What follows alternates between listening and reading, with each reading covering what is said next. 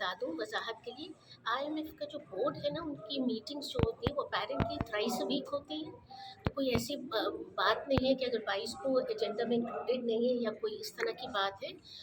वो चाहे तो किसी भी वक्त कॉल कर सकते हैं। 3 दफ़ा एक वीक में आईएमएफ बोर्ड मीटिंग कॉल हो सकती है और होती है वो। सो ये कोई बड़ा इशू नहीं है।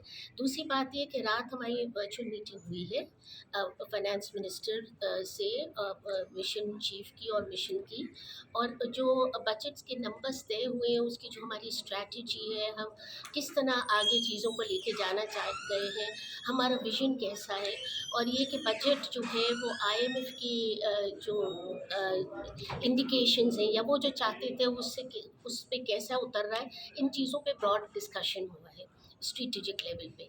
आज उसके बेसिस पे हम टेक्निकल टीम्स डिटेल में बात करेंगी एक दूसरे से, स्पेंडिंग साइड पे भी और रिसोर्स मोबिलाइजेशन साइड पे भी। ख़ास तौर पे उनका कंसर्न जो है या उनका area of interest rather is the taxation side. आपको ये पता है वो आईएमएफ का हमेशा से थोड़ा-सा इम्पोर्टेंस देता है वो पावर सेक्टर को। तो पावर सेक्टर पे भी हमसे डिटेल में कुछ चीज़ें बात करेंगे मज़ीद, और फिर उसके अलावा एफबीआर की टैक्सेशन मोबिलाइजेशन स्ट्रैटेजी जो है उस पे बात होगी। तो यानी पावर साइड पे, टैक्सेशन साइड पे, और उसके बाद ओवरऑल स्पेंडिंग जो हमने करी है उस पे आज मज़ीद टैक्सेशन बात पर होगी। उन्होंने क्या ऑब्जेक्शन रेज किए हैं? देखिए, और ऑब्जेक्शन की बात इतनी नहीं है जितनी क्लैरिफिकेशंस की बातें हैं।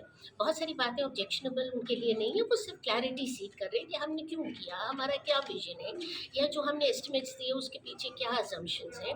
तो वो ये अब टेक्निकल लेवल का डिटेल्ड डिस्कशन बजट होगा। टारगेट